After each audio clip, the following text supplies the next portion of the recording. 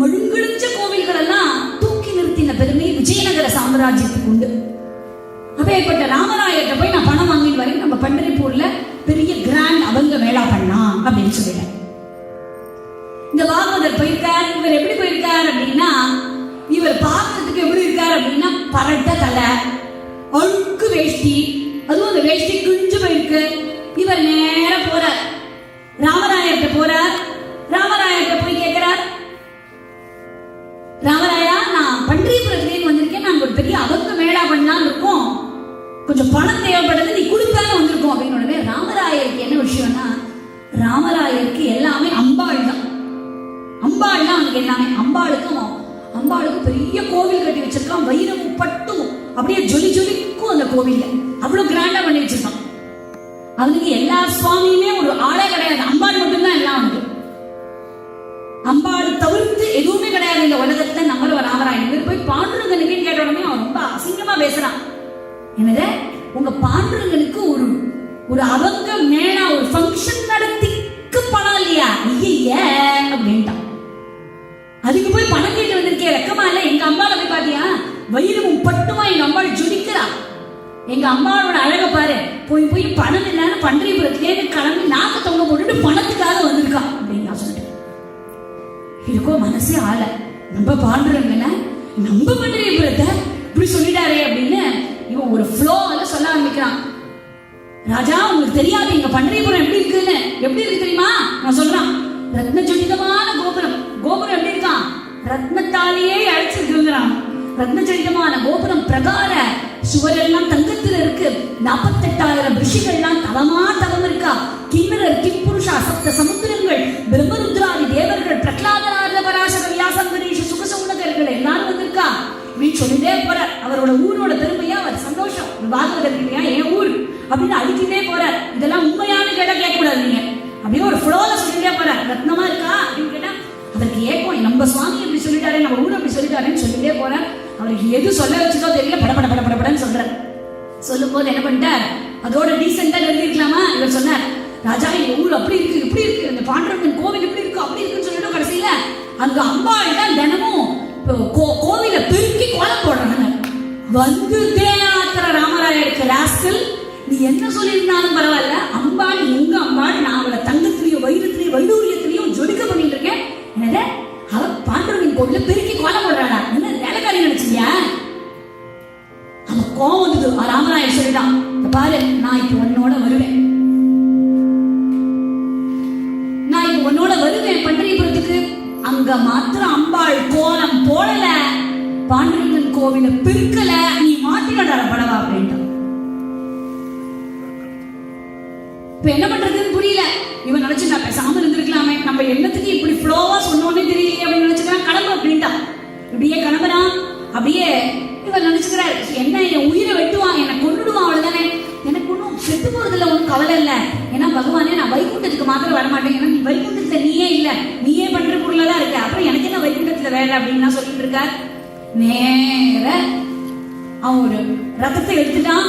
விறுவிறுன்னு வரான். வேடா வேடா ஹோ பண்டரி, வேடா வேடா ஹோ பண்டரி, வேடா வேடா ஹோ பண்டரி, வேடா வேடா வேடா வேடா ஹோ பண்டரி.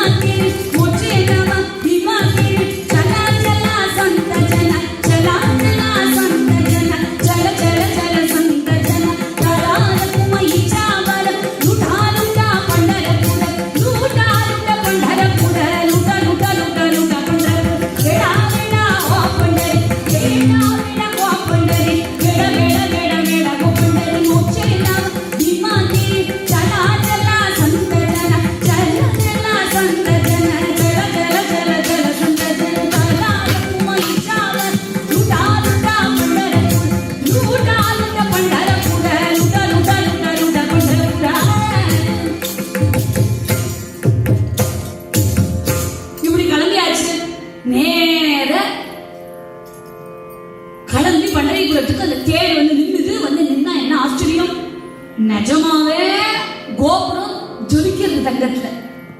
செவுரெல்லாம் அப்படியே வைரத்திலையும் வைடூரியத்திலையும் பண்ணப்பட்டிருக்கு. நிஜமாவே பிரம்மருத்ராதி தேவர்கள்லாம் நமஸ்காரம் பண்ணிட்டு இருக்கா. இது எல்லாத்தையும் பாக்குறான். அவனுக்கு என்ன பண்றதே தெரியல. கடைசியில அவனுக்கு ஒரு பெரிய ஷாக் என்னன்னா, நிஜமாவே அம்பாள் பெருக்கி கோலம் போட்டுட்டு இருக்கு. அம்பாளை பார்த்து நம்ம அழுதுட்டோம். அம்மா, நான் உன்னை தங்கத்திலேயே வயிறுத்திலேயே இழைச்சி வச்சிருக்கேன், உன்னை எவன் இந்த வாசல்ல வந்து கோலமெல்லாம் போட சொன்னதுன்னு கோச்சுக்கிறான் போய் அம்பாள். அசிங்கமா இருக்கு, உன்னை யார் பண்ண சொல்றாங்க? அம்பாள் சிரிச்சுட்டே சொல்றா, ராமராயா, எனக்கும் எங்க அண்ணாக்கும் வித்தியாசமே இல்லையே, நான் வேற எங்க அண்ணா வேறையா, எதுவுமே வித்தியாசமே இல்லையே, நீ கவலைப்படாத, நீ போய் பாண்டுரங்கனை பார்த்துட்டு வா, எங்க அண்ணாவை போய் பார்த்துட்டு வா அப்படிங்கிற. ஆனா ராமராயருக்கும் ஆசையே இல்லை. ஏன்னா அவனோட கடிப்பாக்கையில அம்பாள் மட்டும்தான் சுப்ரீம், வேற யாருமே ஒரு ஆளே கிடையாது. அவனுக்கு ஒன்றும் ஆசையே இல்லை. அதனால அம்பாள் ரொம்ப ஃபோர்ஸ் பண்ணி உள்ள துரத்தி விட்டதுனால போறான். போனா அந்த பாண்டுரங்கனுடைய அழகுல அப்படியே மயங்கி போயிட்டான்.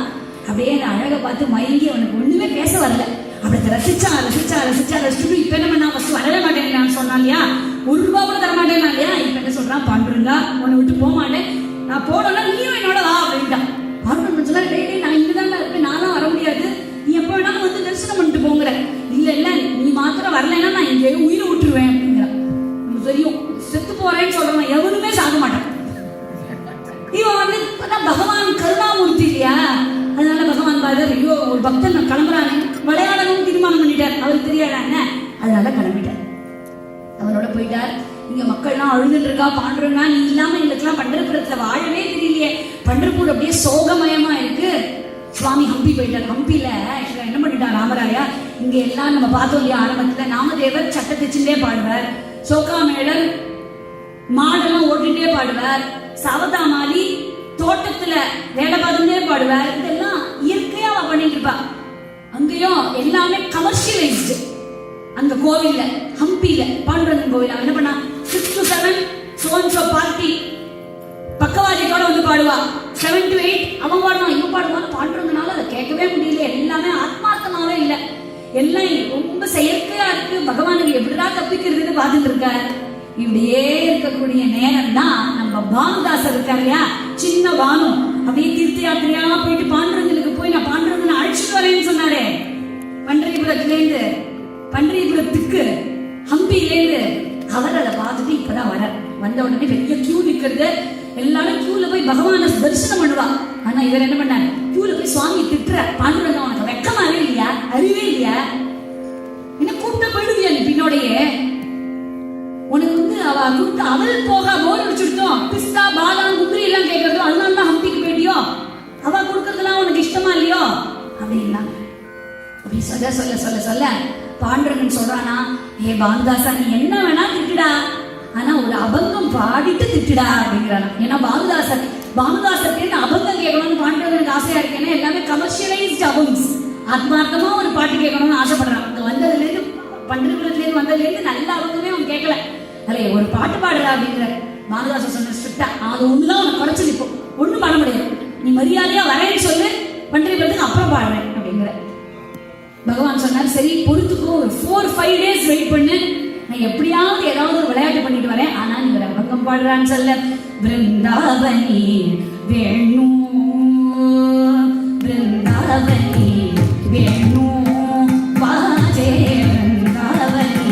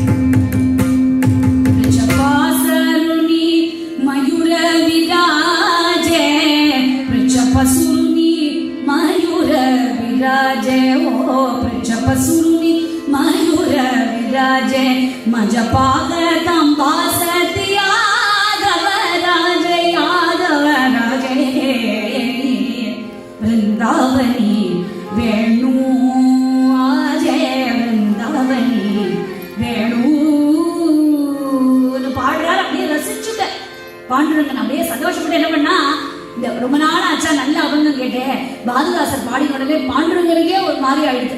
சந்தோஷப்பட்டு பாண்டுரங்கன் தான் கழுத்துல போட்டு இருந்த துளசி மாலைய பானுதாசர் கழுத்துல போட்டான்.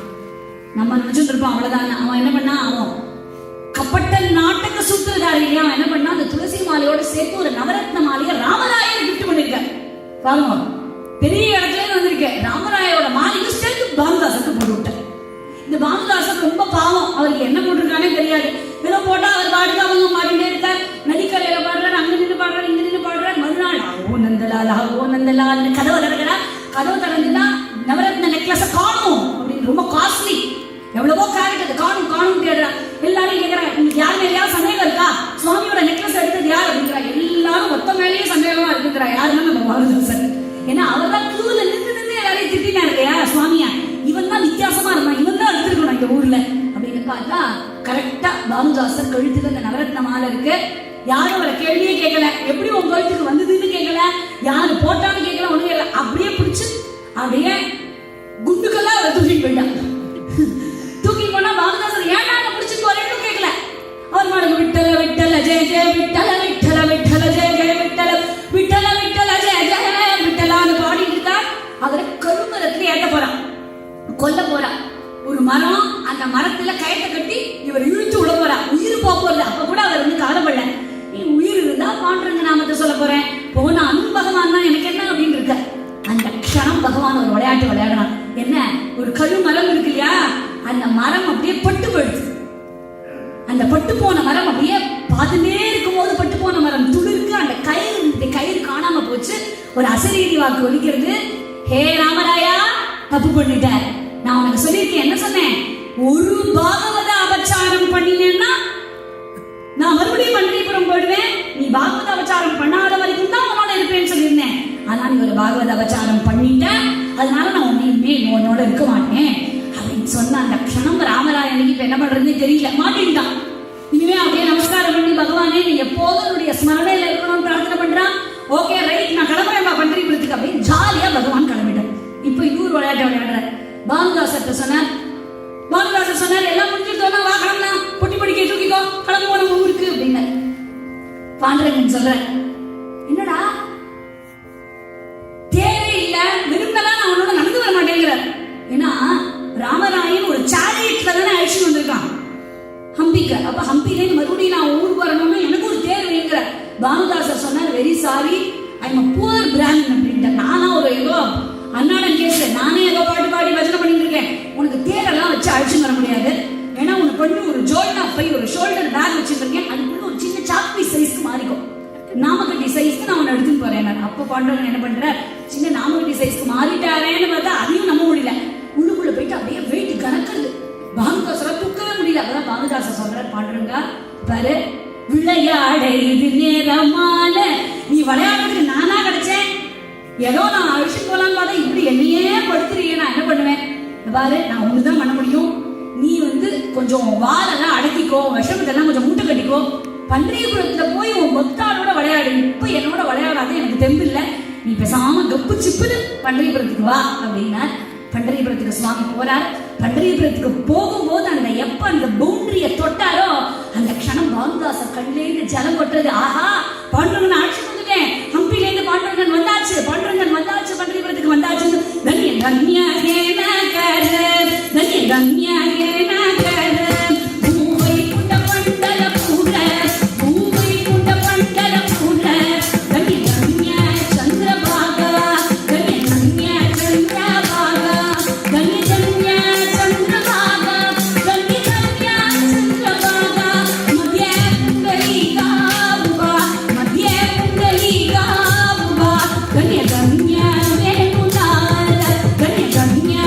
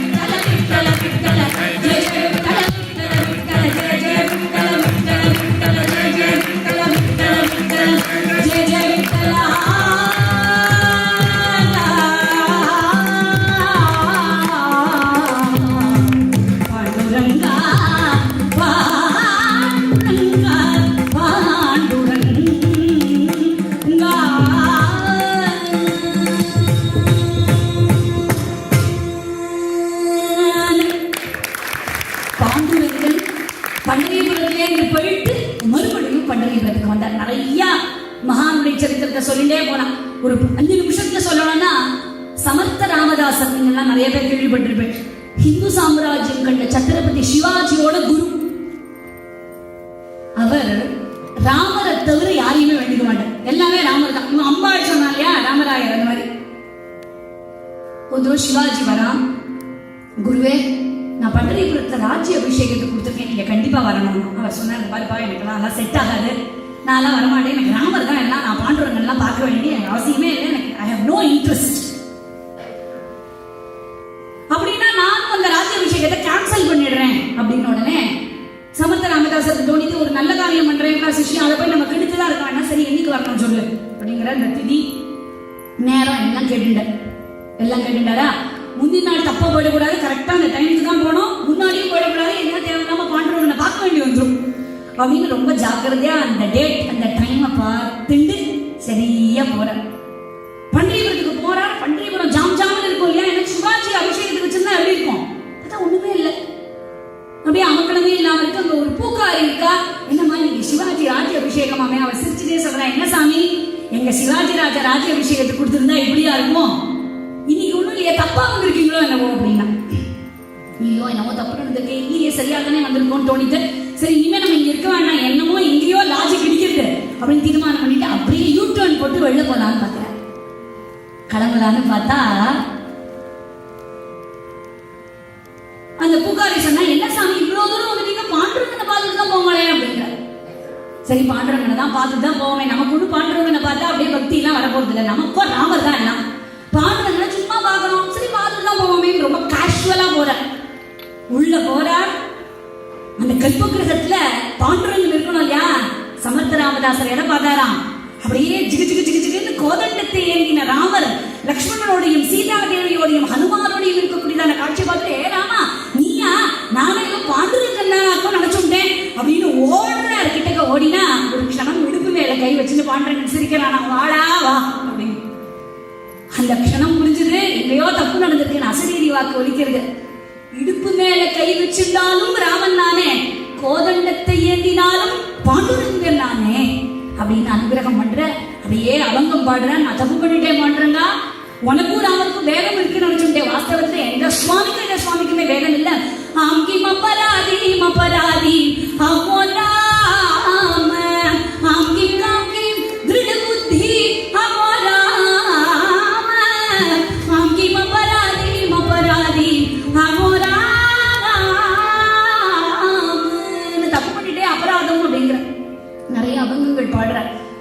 ரத்ன ஜடித சிம்ஹாசன வரிஷோபே ரகுநந்தனா வாமபாயி சீதாபாயி, வாமபாயி சீதாபாயி ஜகஜனனி மாஜியாயி பச்சபாகி லக்ஷ்மண புட்டே மஞ்சனி நந்தன பச்சபாகி லக்ஷ்மண புட்டே மஞ்சனி நந்தன பரத சத்ருக்ன தேவாய், பரத சத்ருக்ன தேவாய் சாமர டாலி திடோலி டாலி நல்ல நீல ஜாம்பவந்த அங்கத சுக்ரீவ விபீஷண பக்த நட நீல ஜாம்பவந்த அங்கத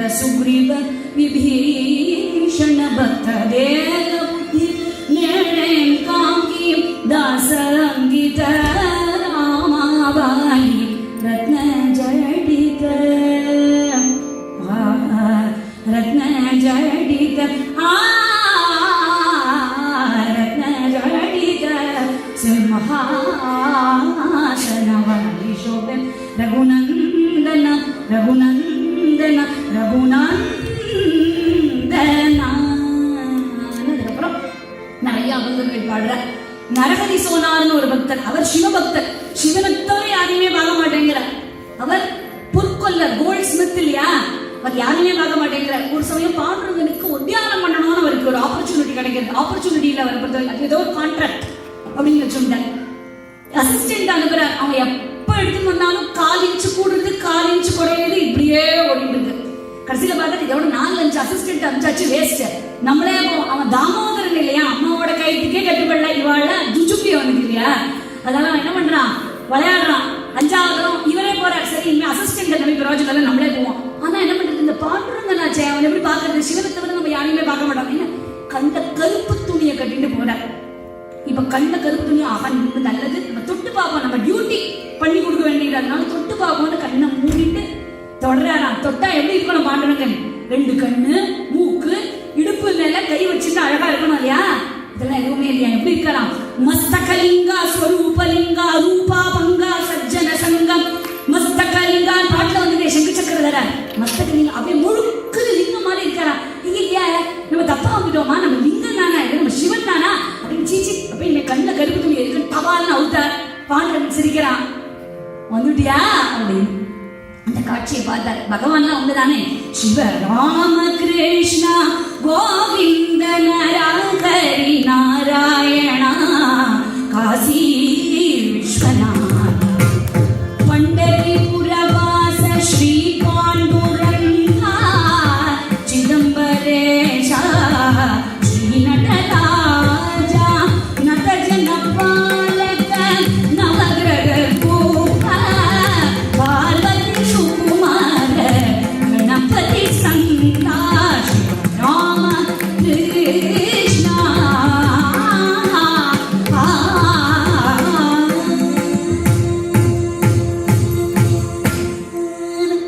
எப்படி அற்புதமான தரிசனம், சிவன் வேற இல்ல விஷ்ணு வேற இல்லன்னு காமிச்சு கொடுத்தார், அங்க ராமர் வேற இல்ல பாண்டுரங்கன் வேற இல்லன்னு காமிச்சு கொடுத்தார்.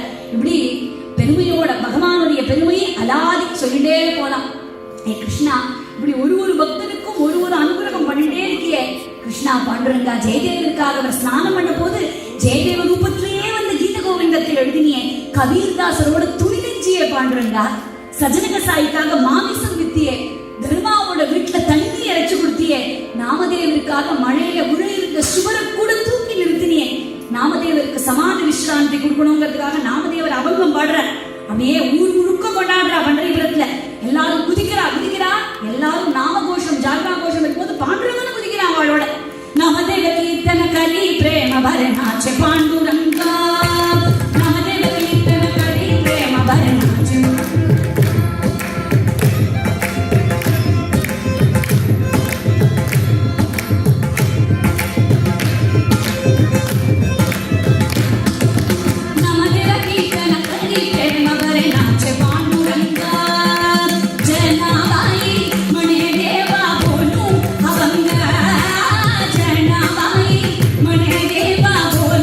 Have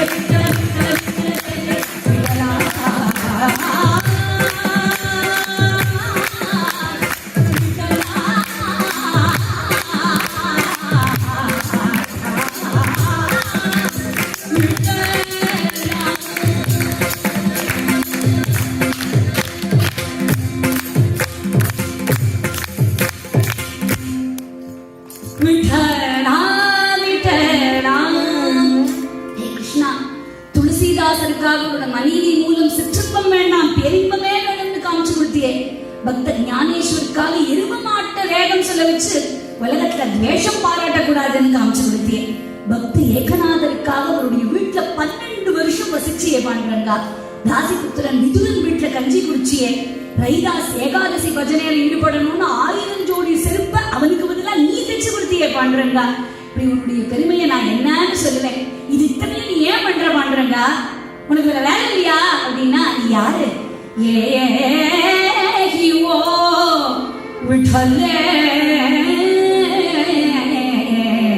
பாண்டுரங்கா நீ யாரு? பக்த ஜன வத்சலே, பக்த ஜன வத்சலே கருணா கரோலே பாண்டுரங்கே பாண்டுரங்கே பக்த ஜன வத்சலே கருணா கரோலே பாண்டுரங்கே பாண்டுரங்கே பக்த ஜன வத்சலே.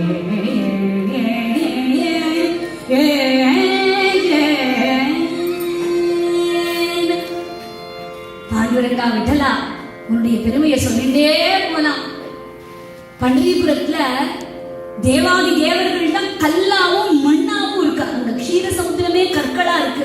பண்டரிபுரத்துல சகல தீர்த்தங்களும் விட்டலனுக்கு தன்னுடைய கைகளால ஆரத்தி எடுக்கிறது.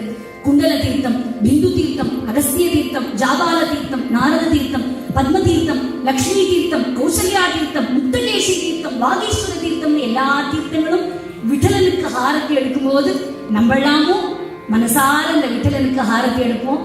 ரொம்ப சந்தோஷம் நீங்க எல்லாரும் வந்து கலந்துட்டது.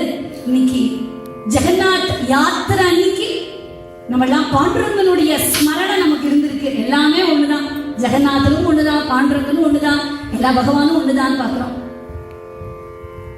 நம்ம பண்ண வேண்டிய பிரார்த்தனை ஒன்னே ஒண்ணுதானா, எத்தனை பிறவி இருந்தாலும் பக்தி மாறாத ஒரு பிறவி கொடுக்கணும் அப்படின்னு பகவான சதா சர்வ காலமும் பிரார்த்தனை பண்ணிப்போம். முதலியே சொன்ன மாதிரி சத்சங்கத்துவே நிசங்கத்துவம் ஒரு சத்சங்கம் கிடைக்கிறதுனா நம்ம முன்னோர்கள் பண்ணின புண்ணியம், அந்த புண்ணியம் நம்மளெல்லாம் காப்பாத்திட்டு இருக்கு. இதுவே எப்போதும் கிடைக்கணும், வகை வகையா நமக்கு பரம்பரை பரம்பரையா தொடரணும்னு பகவானையும் பிரார்த்தனை பண்ணிப்போம். இன்னைக்கு இந்த திருநாள்ல இங்க இந்த அற்புதமான கோவில்ல இங்க பாண்டுரங்க வைபவம் சொல்றதுக்கு பெரிய பாக்கியம். மாமாக்கு ரொம்ப நன்றி. அதே மாதிரி என்னோட பேஜ் சோசியல் மீடியால இருக்கு, கதா சிந்து அப்படின்னு, KATHASINDDHU. அதே மாதிரி நான் ஒரு PhD பண்ணிட்டு இருக்கேன். Topic socio cultural impact of Harikatha அப்படின்னு. எனக்கு வந்து உங்க இங்க கேட்டவாளோட சர்வே தேவைப்படுறது PhD பண்றதுக்கு. நான் வந்து என்னோட நம்பர் தரேன், நீங்க அதுக்கு ஒரு மெசேஜ் போட்டேன்னா நான் அந்த சர்வே ஃபார்ம் அனுப்புறேன். அவசியமா அந்த கூகுள் ஃபார்ம் ஃபில் பண்ணேன்னா எனக்கு PhDக்கு உங்களோட சர்வேஸ் ரொம்ப யூஸ்ஃபுல்லா இருக்கும். நம்பர் சொல்றேன், நோட் பண்ணிக்கோங்க. +91